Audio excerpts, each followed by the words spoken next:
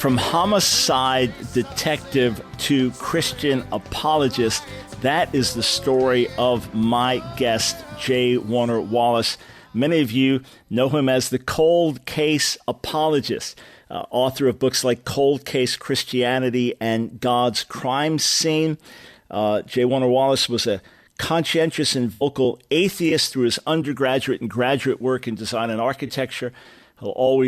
He's always considered himself to be an evidentialist, so his experience in law enforcement only served to strengthen his conviction that truth is tied directly to evidence. And at the age of 35, he took a serious look at the Christian worldview, the Christian faith, became a follower of Jesus in 1996, and now is using his skills as a homicide detective to bring the gospel to this generation. Jim, great to have you back with us on The Line of Fire. Hey, thanks for having me. I'm really looking forward to it all week.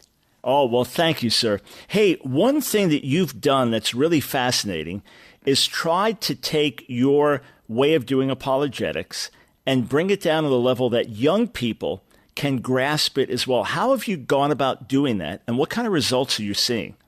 Well, I think the first way to do it is I'm just committed to young people. I think what my background was shaped by my experience. You know, when my kids were growing up, they were younger. I was a brand new Christian, so I started serving in children's ministry, and then I followed with them all the way through their elementary school years and into the youth years, and I was a high school pastor for a number of years.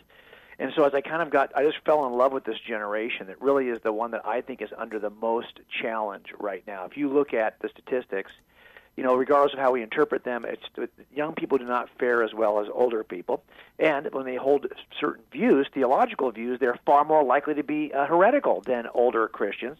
So I think this is the generation we need to reach. And for me, it's just a matter of transferring passion, right? I mean, I think if young people see that you truly are passionate about helping them, or interested in them as your focus group. I mean, I would put down all of my speaking agenda to reach young people, and most of my speaking calendar is with young people. I think that's part of it. I think they catch that passion. But then what you're also trying to do is to make the concepts accessible, right? We're all translators. We're kind of resting on the shoulders of the great thinkers. I do this all the time in my criminal cases. I'll bring in expert witnesses who are very qualified as scientists and other forms of expert testimony. But in the end, we have to be able to communicate that to a jury in a way. We've got to throw the ball in the way they can catch it. So we're going to use that. We're going to stand on their shoulders, but we're going to be conscientious translators of all that material.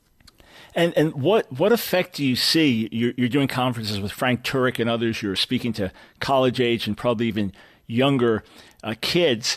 There's so much confusion these days with the digital media, the sound biting of everything. Often it's hard to even get people to think and listen.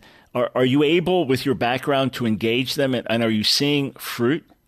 Yeah, I think we are, but it's probably not as much by my giftedness as it is by just the way that God has shaped my background, right? If you're going to come in and say, hey, I'm going to make the case for the reliability of Scripture as an historian or as a literary expert, well, that's one way to do it, and certainly I am standing on the shoulders of those experts. But when I want to come in, I'm going to say, I'm going to throw this to you in a way that you've been watching on TV for years. If you've watched Dateline or you've watched any crime show, you know how to work a crime scene. You know how to investigate eyewitnesses. You've seen detectives do that. Well, what if we just took that skill set and we leaned it and applied it to the gospel authors, or we applied it to the crime scene that I would call the universe? Okay, so if we were to do that, I think we end up speaking a language that young people are already familiar with. And I think you're right about one thing. They're digital natives, right? This Gen Z. You and I would say we're digital immigrants. You know, we came to it from a world that wasn't digital. But these folks have always lived in the digital world. And I think you're right about attention spans. But it's not that they don't have the ability to think for 3 hours. They'll watch a 3-hour movie, no problem. But in that 3-hour movie, there'll be 6,000 scene changes. So I think what we've done is we've raised a generation that is got a short attention span visually. So I've tried to make my presentations visual. My undergraduate degree is in design. My master's degree was in architecture before I became a police officer. So for me, everything has been visual. All my cases in front of juries have been entirely visual. So I know that how I'm going to reach this generation is to kind of speak the language that they already speak, because they're holding that glowing rectangle at the end of their arm. And they want it to be visual. Make it visual. And help me to see it. And I think if we can do that for young people, we'll get their attention and we'll hold their attention. Yeah, and it is unique gifting. In fact, it's a bit of an unusual journey from design and architecture to police force, isn't it? Yeah, I never thought that those two, I kind of thought I had wasted my youth, right? I was a cop at 27 or 28, and I was thinking, okay, that was good, but I'll never go back to that. I won't be drawing diagrams anymore. And then it turns out, as I became a youth pastor, all of that artistic background came up again because I was trying to teach difficult theological or apologetics concepts, and I knew I needed to make them visual. So here I was back again creating visual arts to reach another generation, and I thought, well, this transfers pretty well. We started doing it in our criminal cases in front of juries. So I think we actually pushed the envelope about as far as I could push it with juries in terms of what can we do visually to make a case. And I've just taken that with me now as I take the stage to do this kind of work with young people. Friends, my guest, Jay Warner Wallace, perhaps you've read his famous book, Cold Case Christianity. You may not know he also has Cold Case Christianity for Kids, other books, Forensic Faith, God's Crime Scene, looking at the universe. Jim, when you're speaking to younger people, what would you say are some of the biggest obstacles that they're hitting now in terms of their own faith? Well, you know that maybe when I don't know how old you are, Michael, but I'm 56. So if I go back and look at my life growing up, I was not a Christian until I was 35. But as a young man, the thing that I think was the wedge issue, probably for most Christians, was this idea that science and evolution would eventually explain everything, and that there was no need for this crazy creation story we see in Genesis. But I don't think that is the wedge issue anymore for this generation. The wedge issue for this generation is sex. And let's just be honest. It's sexuality, it's gender identity, it's marriage. All the moral revolution that we have undergone as a culture in the last generation has been absolutely purchased by the Gen Z group. In other words, if you were to poll them, the Christians who are in that age range, of high school, and ask them what they believed about the critical social issues related to marriage and gender, you'll see that for the most part they have already purchased, they've already bought in to the cultural views on all of these definitions. In other words, they're not coming at it from a Christian perspective and struggling with it. They're wondering why their adult Christian parents don't get it. Like, what's the deal? They've already accepted the worldview teaching on those issues of the culture, and that's where I think we've got that's the wedge issue right now. At some point, it sounds to young people like, you want me to join your club, but in order to join your club, I've got to become a racist. Well, I'm sorry, being a racist is wrong, therefore I'm not joining your club. Well, it's kind of like saying now, you want me to join your club, but you want me to accept these and reject these the moral behavior of people I like, who I know, who are either artists I'm listening to or people I'm going to school with, the entire transgender community, the homosexual community, and they're saying, hey, I can't do that to join your group any more than I could be a racist to join your group. They see these two things as almost parallel ideas. Right. So they know that God is loving and kind, and that God accepts people as they are, and that we should be nice. I mean, this is their gospel, basically. So what you're telling them is that you should be mean to Jimmy, who identifies as Jane, and you should be mean to Sue and Sally, who are really nice and love each other. That's what they're hearing, basically. Yeah, I mean, the part of it is we've got to help our young people see this not just as the key to happiness, but as the cure for what's killing us. And there are times when, nobody would take chemotherapy by choice when they come down with cancer. Nobody wants to go through the side effect. But if you've got cancer and this is the only cure, you're willing to say, okay, this is it. And by the way, if your parents were trying to give you that cure of chemotherapy, they would be doing it out of a position of love. You would actually see their efforts to pay for your chemotherapy, for example, as an expression of love. What we've lost, I think, is the ability to communicate the gospel as an objective reality about the cure for what's killing all of us spiritually. And also, we've got to redefine what love. The culture I think we're living in has redefined love as the kind of simple, kind of gushing platitudes that we don't think about love as tough love. that a loving God, if he is loving, would also you have to have justice. If you're not equally just, your love is nothing but an expression. Of course, if you're all justice and no love, you're just a tyrant. So it's holding those two things in balance, truth and mercy, grace and justice. That's what makes God loving. So don't be surprised then if your loving Father, Heavenly Father, loves you, but also has a view that he wants you to hold, which is a truth view, a justice view. So I think this is the way to kind of communicate to our kids. It's not just Frank and I say this all the time at our conferences, right? Frank Turk and I, that most people are not on a truth quest; they're on a happy quest. Yeah, friends, we're going to take that up on the other side of the break.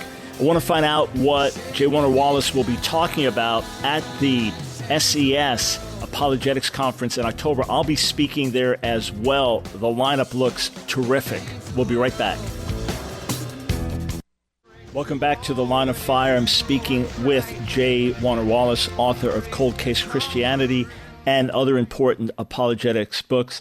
Jim, at the Southern Evangelical Seminary Apologetics Conference in October, you'll be speaking. I'll be speaking as well. What are your topics there?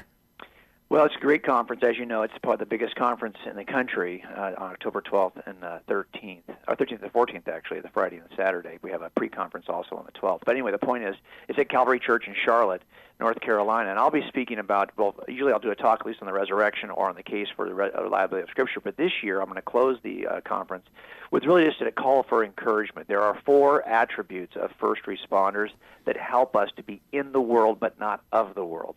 And I think if we as Christians adopted these 4 attributes, we would be more effective in the world while still remaining in our position as not being of the world. So that'll be my talk on the last session on Saturday.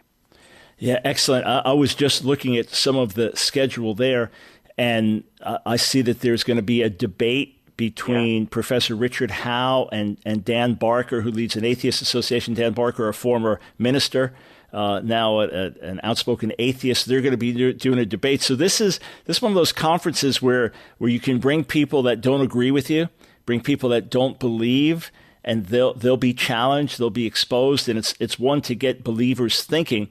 But you mentioned encouragement. Obviously, we can look at young people today and we can say, wow, how we're even losing some of the church generation. How can we get them on board with us? And all the negative stats you see and so much in the culture happening that seems to be going the wrong direction.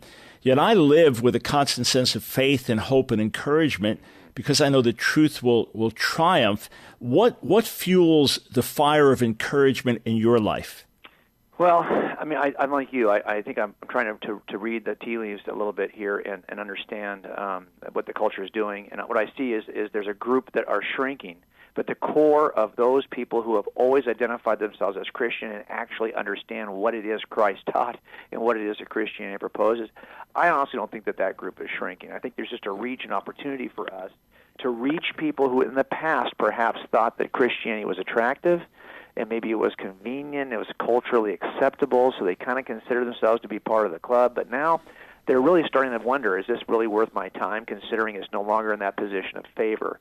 So there are a lot of folks, we kind of call them the nuns. They check that box that says no religious affiliation on the reports when they are surveyed. But so they have, like, what religious affiliation do you have? They would say none. Well, that's the group that I think is the best group for us to reach, because they have not checked the box that says atheist or agnostic. They've simply said, well, I used to be comfortable over here, I'm not so much anymore. Well, maybe it's because you've never considered the truth claims. Now, I know that God's Spirit has to do something in people before any of my case makes any sense, and I know that the case was not, I rejected the case. I wouldn't even listen to anyone who would offer the case until God's Spirit first did something in me. So I'm always praying for those people who come to an event like the SES conference, that God's going to do something to open up their eyes, and suddenly they're going to be sitting in that third or fourth row of that talk, and they are actually hearing for the first time stuff they probably heard before, but because God's Spirit had not yet, opened their mind to this, it just kind of bounced off. I think that does happen every day. It certainly happened for me, and then God used the evidence to reach me. And that's what we do at SES, or at the National Conference. That's what the entire school is designed to do, is to train up leaders to be these kinds of case makers. And you see on the schedule there, Michael, you and Norm Geisler and Richard Land and J.T. Bridges, all these folks are folks who were trained, Frank Turek, at SES. I feel like I'm just lucky to be invited at all, because this is a school that is cranking out case makers, cranking out people who can actually make the case for what they believe. And I think I'm just glad to be part of it. And I'm an adjunct or visiting professor now over the years at 7 different seminaries, and each school has certain qualities that are special. What I find when I'm at SES with students, their understanding of philosophy, their ability to engage the culture with the truth of the gospel is second to none. I taught a class once on the book of Job there, and it was tremendous to have the level of discussion we did about the problem of evil and those kinds of things. So friends, ses.edu. That's where you find out about the school and the conference, conference.ses.edu. You can register there. Of course, there are always early bird registrations. And just check it out. Check out who's going to be there, and you will be impacted by it. Brings me back to one last thing. When I went to a little church to pull my best friends out in 1971, my fellow band members that were starting to get interested in Jesus, so I went to pull them out as a heroin-shooting hippie rock drummer. And the first thing that happened was the people there were really nice to me. And whatever expectation I had, I didn't expect to be greeted by folks in their 60s at the door. So I'm 16. I'm 62 now, but 60s, that was ancient to me, right? Right. Friendly, full of energy, love, nice, enthusiastic, the whole bit, and just loving me the way I was, this long-haired rebel full of hatred and anger. So the first thing that softened my heart was the people. I said to my friends, okay, you have your way, I have mine, whatever. And then they started to pray for me. So the prayer part, the Holy Spirit, that's massive. Yep. And speaking the truth is massive, but also overcoming a lot of the stereotypical ideas. That must happen when the young people and others hear you talk, because you're not one of these hateful religious right bigots that they're expecting.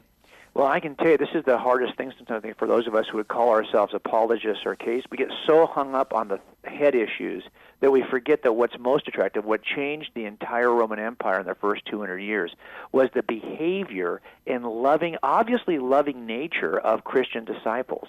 And so I think we kind of forget that, right? But if anyone should be expressing, I don't understand why any other group would out Christ us. And this does happen. We see it sometimes with our Mormon families and Mormon friends. They can sometimes do a better job of presenting the nature of Christ than the Christians do. So I think you're right. The call on our lives is to make sure that even though we're interested in the evidence and in worldview and in making the case, that we don't forget that the first thing that impacted you, the first thing that impacted my wife, the first thing that impacts the culture of the Roman Empire was the loving nature of Christians. Let's don't lose that. Let's don't forget that. It's not an either or. It's a both and. Yeah, and if we have that love in our hearts, I tell people, when you cut us, we should bleed love. People will feel that. We could put up a false front, but when it's really in our hearts, then when God puts it in our heart, a real love for those who don't know him, people will feel that as we speak. Yeah, and I think for us the challenge is, let's not reject the other side. You cannot be loving without a true understanding of what is true, without justice, without righteousness. Love is one thing, and I think we've shifted a little bit as a culture sometimes where loving is easier than knowing the truth and being able to articulate the truth. But we have to do both, I think, in order to be effective disciples. Yeah, absolutely. All right, friends, Jay Warner Wallace, if you don't have his book, Cold Case Christianity, start there. If you have that, find out about the book for kids, God's crime scene dealing with the universe, and then hear Jay Warner Wallace in person at the Apologetics Conference right in the middle of October, Charlotte, North Carolina. Go to conference.ses.edu. Jim, thanks for joining us. It's been a great joy.